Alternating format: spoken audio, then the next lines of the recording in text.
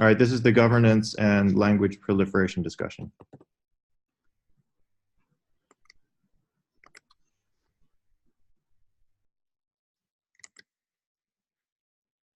So yeah, okay, so just to follow up on what you guys were just saying, I think the issue with people's individual notes from conferences is like and I think this is what you're getting at, Molly. Like you often name people specifically in the notes, and then you don't necessarily want to make that public. So you sort of have to go through a kind of filtering process and make sure you're not betraying something that was said in confidence or whatever. So I think that's what Raul's getting at, and he's also right that a two-pager is people are more likely to read that. So,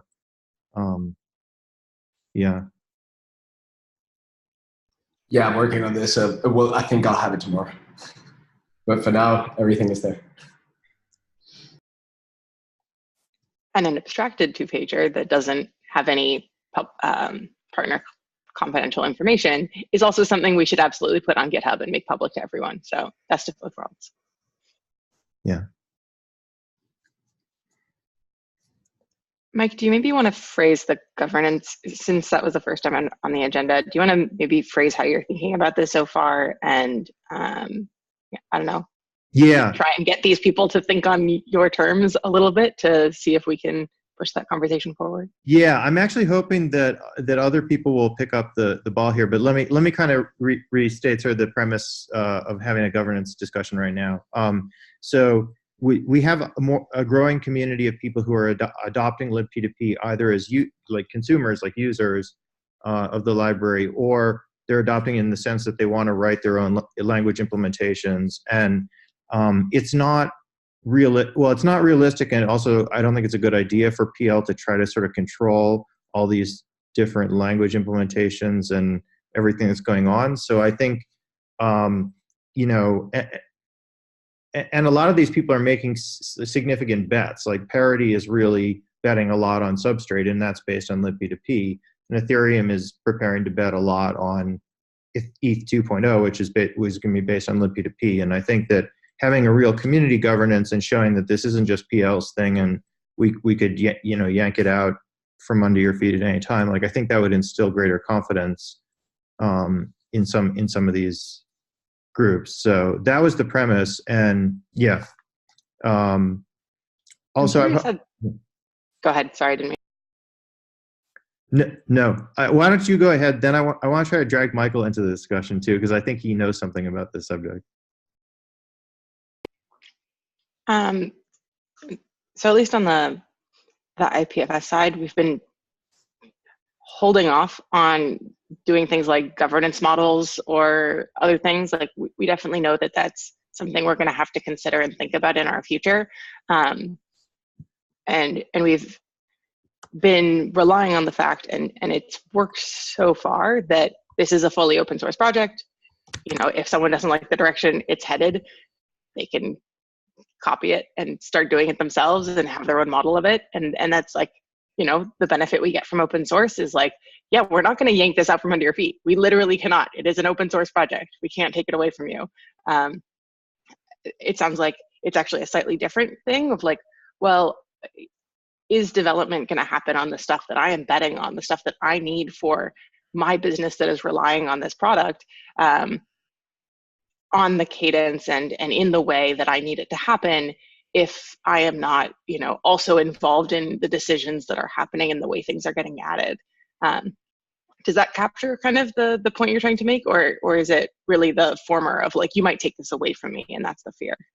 No. I agree with everything you're saying. I think the distinction is that libp2p is a thing that we're encouraging people to build on top of, whereas IPFS is like maybe it's not finished, but it's more like a product. So, we're at the bottom level of the stack, and I think that maybe creates some trust issues. I mean, just put yourself in the shoes of someone like Parity. Is it safe to bet on libp2p? How much of a say do we have in it? And yeah, Michael, then Raul. Yeah. So to Molly's point, I would say that the big difference here is that 99% of the development right now in IPFS is done by protocol labs, and everybody else is effectively a consumer. And so they need to know where IPFS is lining up to figure out how they depend on it. The people that are showing up to libp2p right now are showing up with development resources. They are like willing to solve their own problems as long as there is a governance model that will take in those changes and that they're not going to get fucked over by like the direction of the project in the future. So there's not like a dependency chain where they're just like waiting on other people to do work. They're willing to do the work. They just need to know that it will actually land if they have like a seat at the table essentially. To that point, I have a couple questions about sort of the people that are adopting it and how they're adopting it.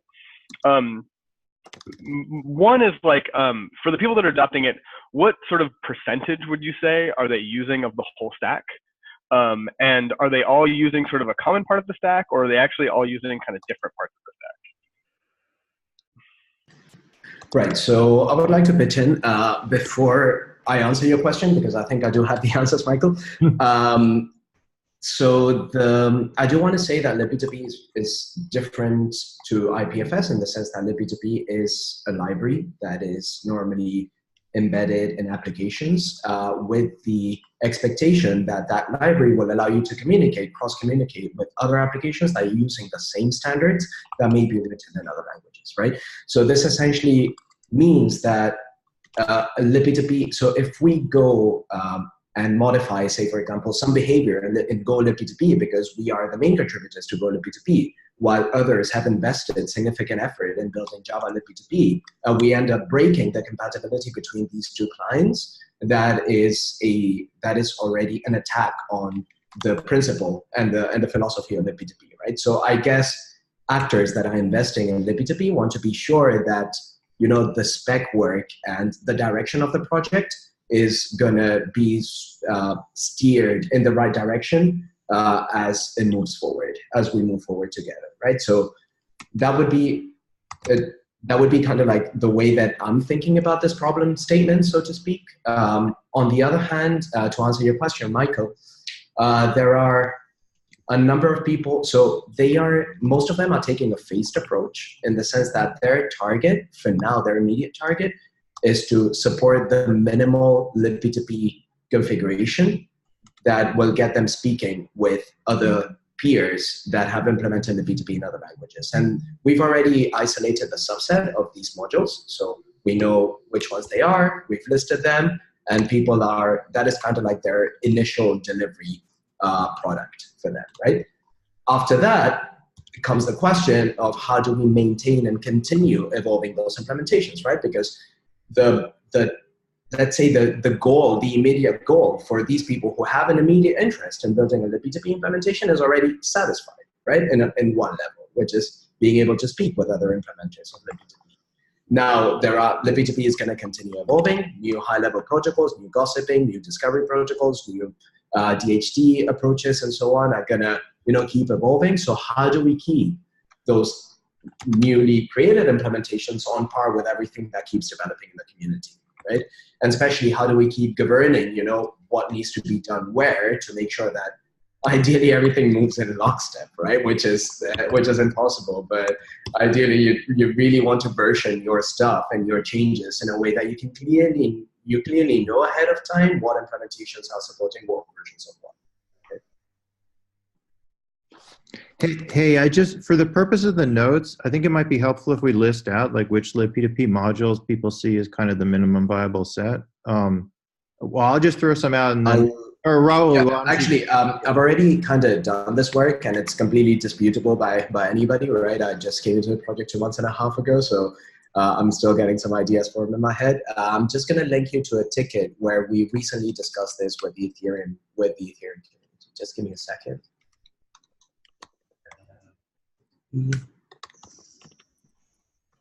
And I might find it at one point.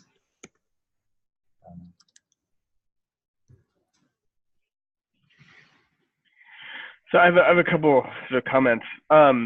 One is that, so one thing that you want to think about as a first step towards governance is just figuring out what are the sort of hard lines in the scope of the project. So what are the things that it is not going to do, and what are the things that are currently not written down that are like fundamental to the way the project works. one thing that you see is that when a lot of people show up, they're using not the entire project, they're hiring it to accomplish a particular job. And then their vision of the project, and because they're contributing, they are now sort of like a part of the future vision and sort of understanding the vision and communicating it to other people. It narrows in on just that subset of things. And then when they have ideas to solve new problems, they may want to solve those in a direction that conflicts with the rest of the project. And if you haven't articulated that really well, it's very hard to tell them why that shouldn't make it in, or why that shouldn't be integrated in the project in some way.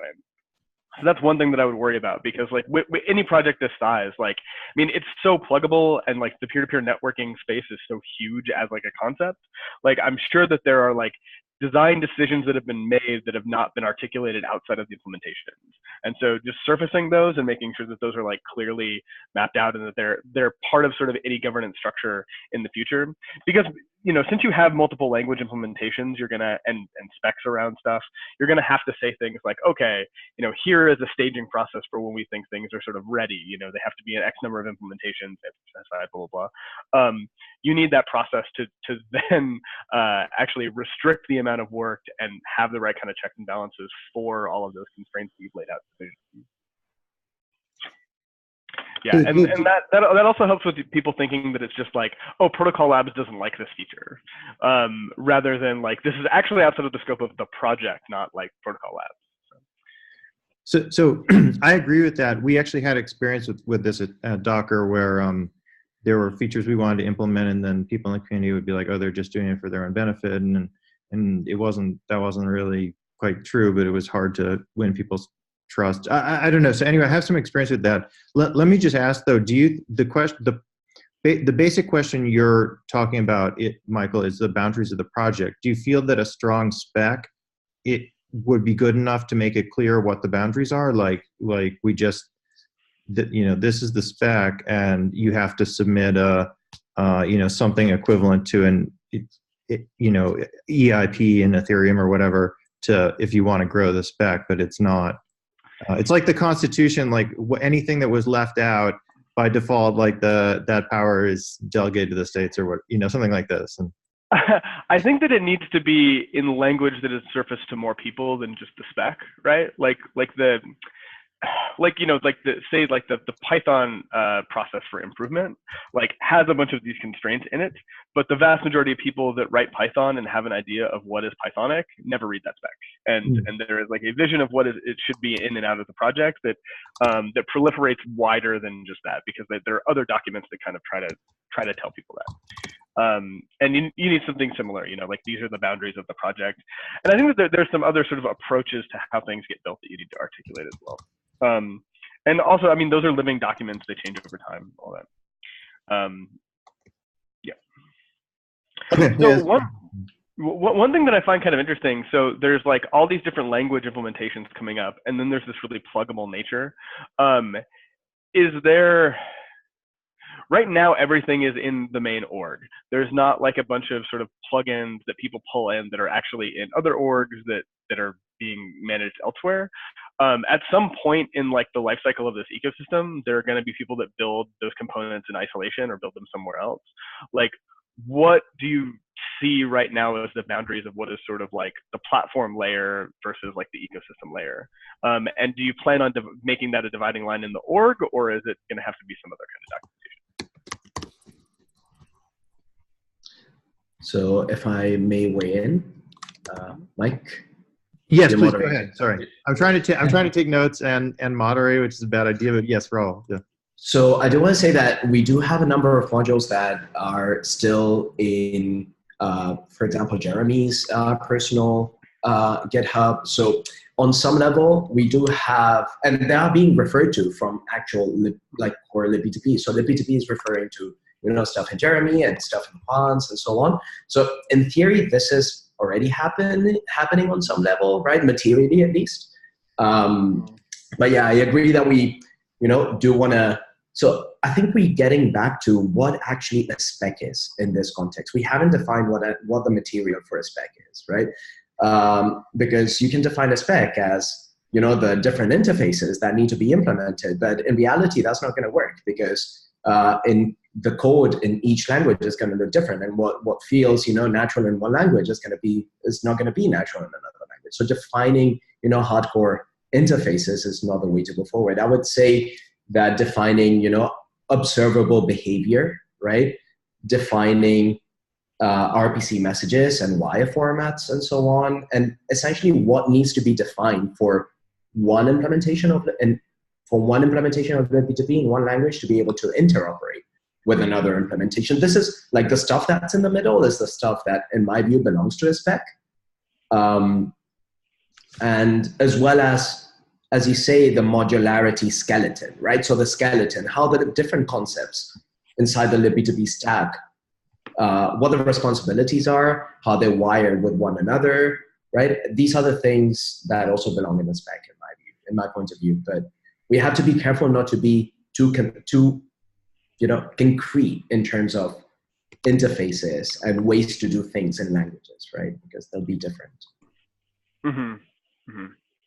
Yeah, I have an observation along these lines. This was something that someone at DevCon said to me, and I hadn't thought about it before, but libp2p doesn't draw a strong distinction between spec in the sense of like the wire protocol and like interfaces in the sense of like how you program against it. Like we kind of mix the two concepts together. In some cases, we're very clear what the wire protocol is. In some cases, we're like clear on how you interface with it. But those two are like different things. And like maybe the spec, if the spec follows normal, RFC style specs, like it should really just be about the wire protocol. And then, yeah, go ahead, Jeremy, please. For some things like the switch, the swarm, there's not a wire protocol. There's no protocol for the swarm, right? It's just a way of reasoning about connections and stuff. The only things that actually have wire protocols are like multi-stream and sec.io and like our multiplexers. Beyond those three, there's no like wire protocols. I guess identify and ping count, but like that's where the only like wire bytes come in. Wait, so sorry, name those again. I'm trying to take notes too. Yeah. That would be like multi-stream, our multiplexers, what of our transport encryptions are like sec.io, and then whatever like higher level protocols we're baking in, which is like the protocols written on libp2p, but we kind of rely on them. So like ping and identify are that. Mm-hmm. DHT, pub sub. Yeah. Relay. WebSockets, or how we use them. Well, wait, do we use WebSockets any more weirdly than just WebSockets? I think you have to specify that we don't allow arbitrary paths. We just connect root path or something like that. But like basically, how do we use them? Yeah, makes sense. Very short, but that's it. So here's a question, intentionally provocative. Like, suppose that the Python libp2p implementers decided that they didn't want to use the switch swarm abstractions like internally in their library. Would we consider that a conformant implementation, or would we be like, you guys have gone off the rails? Repeat the question. If they don't use these abstractions, then they can't call it libp2p. It's not libp2p, right? But like those abstractions aren't exposed to the yeah. So it could be libp2p if you're speaking the protocol. I don't care what your code looks like, right? You're communicating with a libp2p node. You have implemented libp2p. Sure, it doesn't follow the official, like, we have like APIs that we'd like for people to reason about and to make thinking about this easier. But if you're following the protocol, you're implementing it, right? There's arguably some like algorithmic things. Go on, Stephen. I'd make a distinction between someone that implements libp2p and someone that can interface with libp2p. So like there are projects that will just talk with libp2p, like I'd actually like to like control the daemon from like very lightweight clients that technically talk to libp2p, but they don't implement all libp2p. Does that make sense? Yeah, I tend to agree with you, Stephen. And in fact, Ethereum 1.0 is intending to create a bridge that is able to speak to libp2p nodes without actually implementing libp2p. So this, might be an incarnation of what you say. And yeah, I agree with you. I think libp2p itself, if you consider libp2p as a product, right, as an entity, one of the core principles is the modularity and the concepts that we have produced to achieve that modularity. So if an implementation doesn't implement any of that, then it can't, like from our point of view, it can't be called lippy2p, because you're not like buying into the philosophy of lippy2p, so it's unfair to call it lippy2p. It's just another networking stack, right? So maybe that happens to be wire format compatible with lippy2p. Exactly. Yeah, that's exactly what Jeremy just said is exactly the point I was going to make. Like maybe we should draw a distinction between a clear distinction between the wire protocols and our abstractions, and then let people, go around saying, "Hey, we're compatible with lippy2p," versus people who are actually implementing lippy2p. Like maybe that's a distinction we should be clear about. It's not actually, the question was supposed to be provocative to suss out like what we think about this. There's no one that I'm aware of who actually wants to implement, quote unquote, implement lippy2p without the same internal abstractions. They mostly are just trying to follow what the Go code is doing, as far as I can tell. I think like a good way to think about this is like if you had like a badge to put on like a product that said lippy2p compatible, what would that mean to the consumers of that product? What would their expectations be? And they wouldn't be about the implementation, right? They would be like, if I had one thing that I bought from somebody and something that I bought from somebody else and they both said lippy2p, would they actually work with each other? And in this case, like I think both of these cases we're saying no, right? Like even if they use the whole stack almost exactly, what they say over the protocol determines whether or not they interoperate.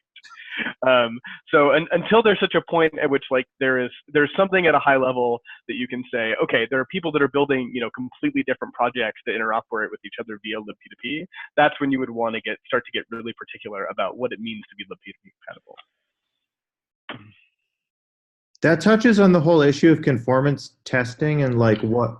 Yeah, can I add my 2 cents too? Please, Viso, yes.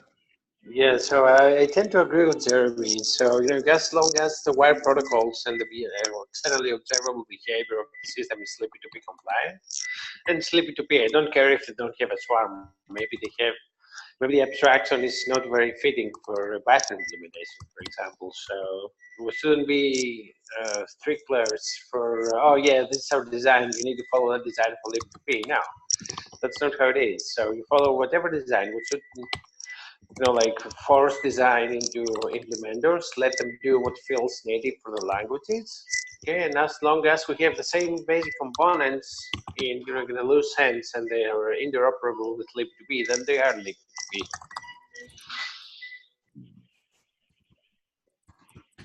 I agree, but my point was more along the lines of so like I don't expect all the implementations to follow the same like interfaces, but I do expect them to be pluggable and to like support multiple transports and concepts like that.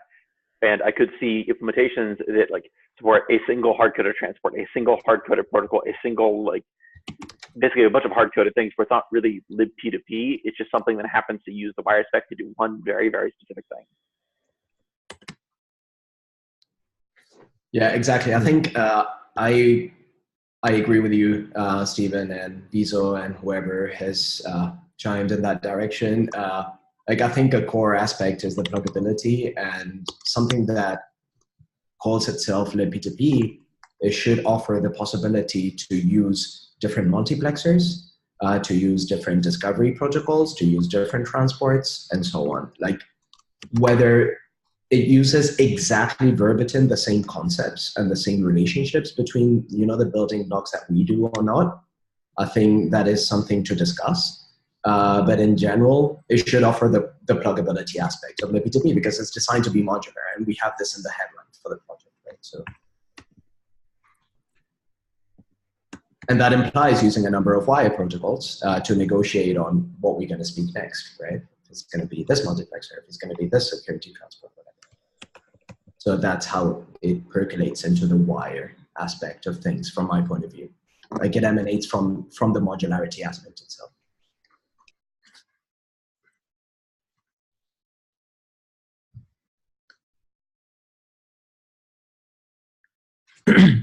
So let me pose another question. Should we try to have a governance working group, or should we try to punt on that problem like IPFS is doing and just basically the point that Molly was making, like, look, it's open source, everything's out in the open. Like you have just as much input as anyone else. Is that a fair summary of what you're saying, Molly? I don't want to. Okay, not quite. I think it's open source. We're not going to take this away from you. Absolutely exists. It's open source. You have just as much input as everyone else or anyone else. That's a stretch, and I don't know if we could claim that. So I think I think there's a couple of different flavors that governance could take, from the like non-existent to the super lightweight, like enough information that people feel like they have recourse and enough control that they have a say in this reasonably, and then like the much more heavyweight where it's going to be hard, it's going to take a long time, and you're trying to design the perfect governance model that's going to work for the project for many, many, many years to come. And that's where you get into like people spending quarters and years just trying to design an effective governance model with the entire community involved, which to me ends up in kind of like the Ethereum, like everyone bike shedding on the right way to structure ourselves world, which is a hard problem. And so everyone has an opinion. And so I would say having nothing probably does make people feel a little uncomfortable. Having something really lightweight that just is like an FAQ of like, hey, I'm building my own X. Like, what does that look like? What does that mean for me? Hey, I'm trying to get X merged in. Like, what does that process look like? What is my recourse if people are not merging my stuff as fast as I want them to? Like, breaks down a couple of those common situations, but it's not like what I'd classically call a governance model. It's just making people feel like they have recourse. That would be my rough recommendation, but other people have more experience. So yeah, I mean, to Molly's point, like whatever governance model that you create, it needs to be mutable, and the people that are participating in it need to feel like they have enough ownership over it to mutate it over time, because it's like the same governance model is not going to work 5 years from now as what's going to work today. Another big thing that you'll want to separate out is the contribution process and the governance model are connected, but are not the same thing. And you probably want to have a lot of different contribution models. The contribution model for specifications is going to need to be very different than code. There are different constraints there. You actually need to limit the amount of discussion in some ways. Like specs in Node.js don't have the issues turned off in the repo, and you can only comment on pull requests for this exact reason, because it's much easier to comment on ideas than it is on code. So you just get like an explosion of of comments that lead nowhere. So there's just like a lot of changes that you want to be able to do like at an individual repository level and how the contribution flow works. But then for big decisions that impact multiple repositories or the project as a whole, that flows in out of all of those repositories into a governance structure. And there I would come up with something like, quick and effective and focused on, only handling things that are the exceptions to the rule, not every contribution, so that, this group of people isn't overtasked, and just make it very participatory and sort of iterate on it over time.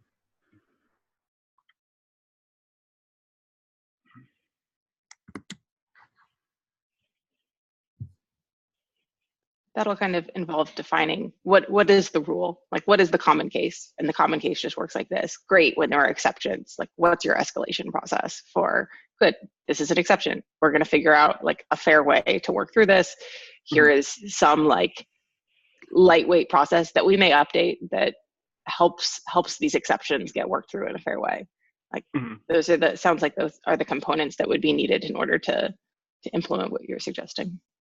Yeah. So like the Node.js project has like a template for governance that's like a lightweight consensus governance that it uses for new working groups. That is like a nice place to start. It gives you like language, and then you can start changing out anything in it. If you don't want to sort of start from scratch, that might be a good document to start with. And also because like I wrote that document, I can answer any questions that you might have about it. But yeah, there are like some definite changes that you'll want to make because of the differences in the kind of community that you're working in. But a big thing too is that like, and I think that this is the important thing about functioning governance, is that it forces decisions to be made, and it actually makes sure that people that show up with contributions get those landed, and they don't just end up in a discussion that has no resolution because nobody is enabled to make a decision. Like having formal decision making allows decisions to be made. And so like the reason why you have frequent like calls to just to make these decisions is just to unblock people to get like all this stuff moving again. It's not so you can lord over and sort of gatekeep every individual contribution. It's just to unblock people that are stuck because nobody agrees yet. Yeah, so that's touching on a different issue, which is frequent calls where we review PRs that are stuck. We talked about that for a while. We haven't done it. We could convert. I think we've had a number of conversations about converting our biweekly libp2p call into that and doing the, Stephen actually proposed iteration of this earlier this week, that we do the, everyone updates each other kind of in an async fashion, which is how David does it, and I like that style a lot. And then we use the call to actually talk about places where people are stuck or really need synchronous discussion.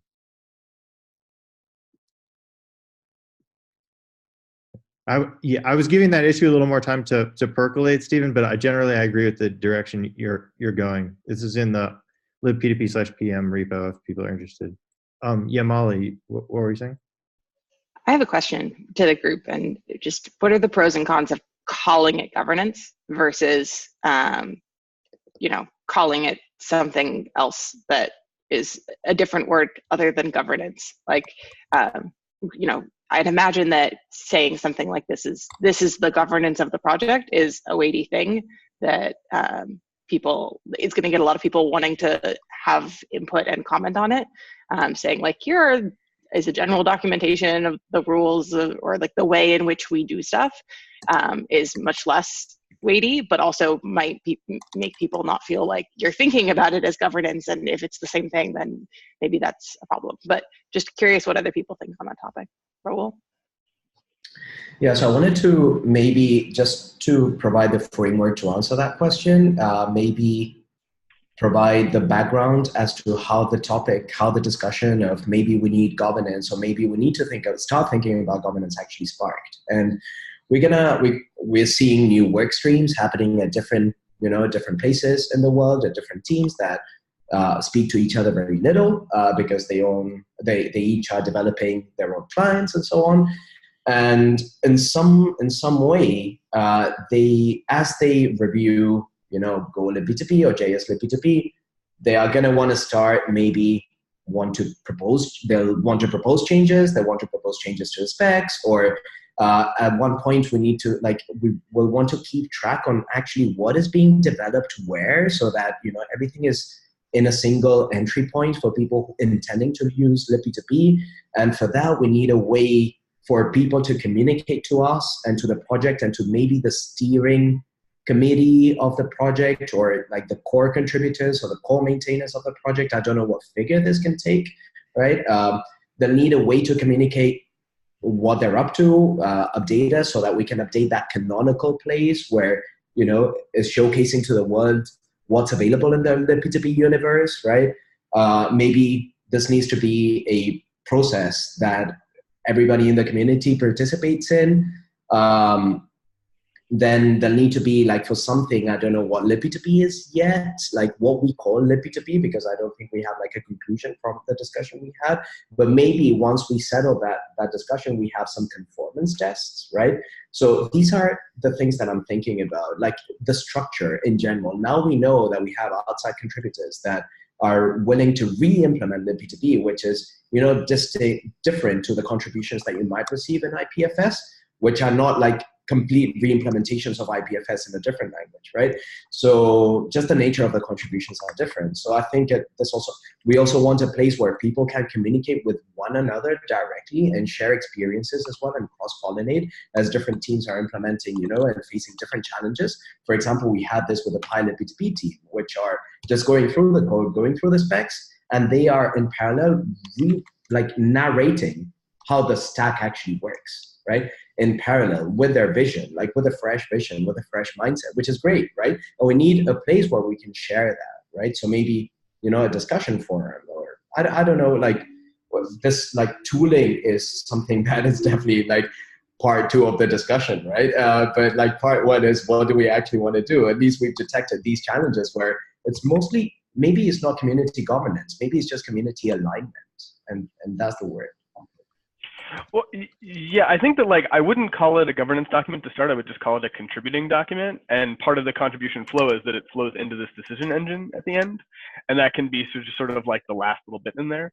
I will also say that even if you don't call it governance, so in the background, a lot of foundations right now want libp2p to go into their foundation. So there's a lot of talk about that. Like we should probably just have a separate call about that stuff. But if at some point decide to go into a foundation, the stronger sort of written down governance model that you have when you go in, the better. It means that like you don't have to make any kind of compromises or substantial changes to the project and how it runs when you move into a foundation. Like and in fact, you can just make sure that they guarantee that autonomy when they bring it in. Whereas like if you show up and it's just like a bunch of people at a company that sit in a room together and run a project, like those projects get fucked. So like, we want to be as far away from that as we can. And we're pretty far away from it already, but just the farther away the better.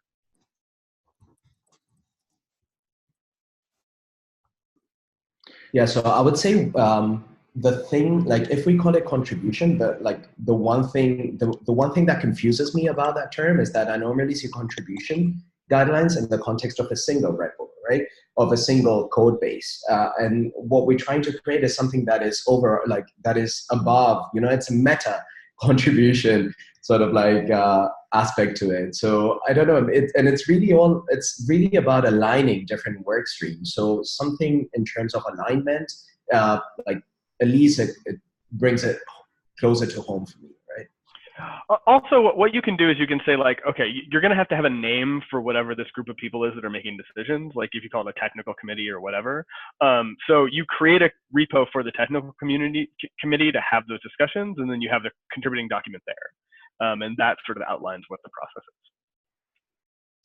is. I just want to raise a point on. So I feel like Raul's presenting some good points about there's no clear entry point to the project, like, and we need one. It's some other like ambiguities about like how do we get people aligned. But there's I guess the decentralized part of my heart says maybe the thing we need to align on is literally just the wire protocols, and then just let people run free. I'm curious how people react to that. It's kind of like to what extent do we want to centralize control versus just have a kind of free for all, as long as you follow a certain set of rules that are wire protocols.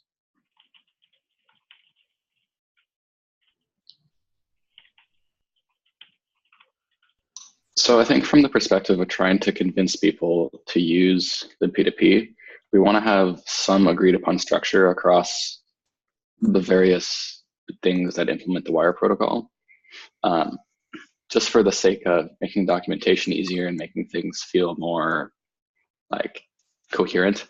I don't want to dictate exactly how everybody needs to write their code. So we're on a scale here somewhere between everybody do what the fuck they want and everybody do it exactly this way. I think we should be like here, where we're like, okay, these are the components. Like we have, roughly these concepts, and we define like, on top of the actual wire protocol, we should also define some of the algorithms around like, how dialing works, how like handling of streams works, like when like the connection manager type logic should be probably like some of that should be thought of as a spec, like just so that there's some consistency. And so we should define the set of those like algorithms that we consider part of the spec. And everything else, we should say, this is just an implementation detail. Feel free to do it this way if you want, but this is like optional. Raul? Yeah, so to exaggerate what Jeremy is saying, and I think this and to illustrate it, like we don't want to be going to give talks in conferences about how PyLibp2p does things, about how Go libp2p does things, about how JS libp2p does things. We want to give a talk about libp2p and have people understand those concepts and have the certainty that at least 80% of what they're going to be seeing in each of those implementations is going to be, following a common baseline in terms of the concepts and how they tie into one another and the overall sort of like architecture. that's the way that I see it. I don't know if people agree.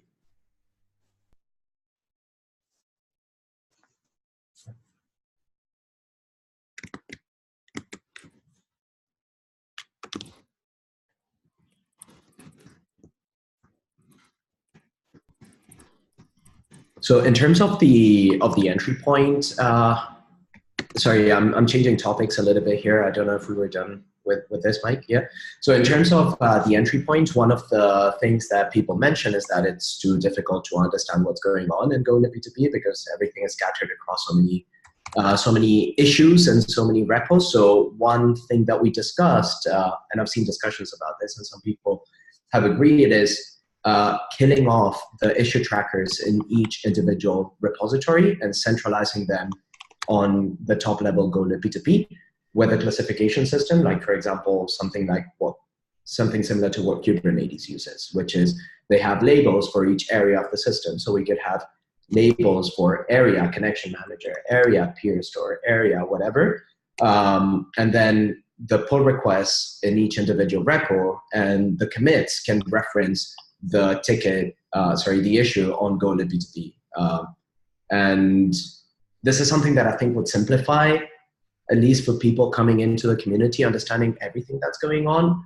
And on the other hand, GitHub, on the bright side, just announced a feature to transfer issues between repositories. So it seems like perfect timing if we want to do this. We want to be a guinea pig for that. I don't even know how we take decisions like this as a community. So yeah, just a blind proposal. So wait, so I'm a big +1 on trying to centralize issues into a few repos, but while we're on this subject, can we also broaden it to the question of like Go mod, and should we, like, the reason Go has so many repos, as far as I can understand, is because at the time it was built, Go libp2p, I mean, at the time it was built, Go didn't have any kind of module system, so it was like you had to create separate repos to modularize stuff. Now we have Go mod exists. Yes, Stephen, say something intelligent. Well, actually, Jeremy. Oh, you're Steven, muted. You're muted. You're muted, Stephen. Okay, Jeremy should say something. Okay, Jeremy, say something intelligent. Yeah, so we actually started out with everything in one big like clusterfuck. And the reason we have so many repos now is because we don't necessarily want as many repos as we have now, but we do want like a decent number. So teasing things out into the right like different compositions has required us to like take things farther than we need to. And so some things can be like pushed back together, but we definitely don't want to bundle everything all at once. Especially like, I mean, this is things being kind of bundled has already bitten us with like the Ethereum people really like, what is this pulling all this code in? Well, if it was more properly modular, then you could only pull in exactly the pieces that you absolutely needed, and it would allow you some better selection around that. Yeah, the reason that we don't have like a monorepo is it's really obnoxious to manage that, and it's really obnoxious to like pull in different pieces, vendor it, deal with like all this different interactions, and I don't know. I really like the modular approach. It also makes it much easier for people to like build things that are able to interop and like plug in to libp2p. And so like if we build it all into one repo, we're much more likely to make decisions that prevent that sort of modularity from happening. Like we could just depend on these, depend locally on this and depend on these interfaces or this struct directly and be like, yeah, it's good enough. We're all here. It's test pass, fine. Yeah. I don't know if that counts as saying something smart, but maybe Stephen has more ideas. I think it's smart. I think you raise a good point that it seems like overall we need to improve modularity, but maybe a mono repo is counterproductive. That's kind of what I'm taking away. Maybe Stephen has some other thoughts. No, he says no. All right. Well, anyway, sorry, I didn't mean to sidetrack Roll. I just wanted to, I still think we have issues spread across a lot of repos, and right now Waffle is like the only system we have that kind of unites all these issues. but it's like no one nobody really uses it except a couple of us. So from the point of view of like a average GitHub user who encounters the project, it's very hard to know where to open an issue, and maybe we should just push all issues into libp2p/libp2p or /go libp2p or whatever. Yeah, so the concrete proposal that I'm making is each implementation, at least for Go, I'm speaking for Go, right? So all issues that are currently open on the connection manager, the peer store, and the interfaces repos, on everything that is Go-libp2p-star should be migrated to Go libp2p. So each implementation would get, if we apply this across implementations, each implementation would get the top level repo for that implementation would contain all of the features from currently all smaller repos around.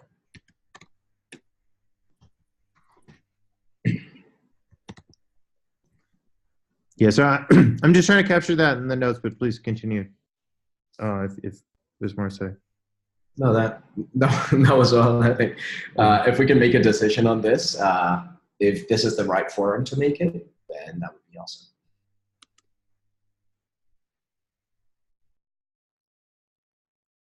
It's always a little ambiguous what's the right forum, but if we had consensus in this group, or if we knew that we didn't have consensus, that alone would be valuable data. Like, is there anyone who thinks this is a mistake? Basically, like all of the issues on Go libp2p CAD DHT would go into just Go libp2p, and we'd shut down issues on, yeah. And that would be labeled with area /CAD DHT or /DHT, whatever. I don't know about that, guys. I mean, there is value in having some distribution of the issues going on. I mean, because there are some issues that are very specific for the particular repo in which they are. I mean, there are issues related directly to the project, right? I mean, we can kind of have, like global issues in Go libp2p, but I don't think we should blanket for BAD issues on, like on the individual repos. That's just my opinion, though. So I do like organizing everything, but I know like every time I try to find something or an issue I wrote, I search 6 repos and I still don't find it, and then it turns out it's like some other repo that I didn't look at. So on the Filecoin side of things, we have this thing that I dislike, but is actually kind of nice, called Zen Hub. And it takes all the issues from all of your repos and puts them in one big, nice view that is searchable. So maybe that's the best of both worlds. Yeah, I'm actually a big Zen Hub fan. The reason we're using Waffle is because JSLibp2p was already using it, and when I came in, there seemed to be kind of momentum behind it. But now, I don't know, I've been here for a while, a lot of new people have joined. Like, I think it's reasonable to reevaluate what tools we're using.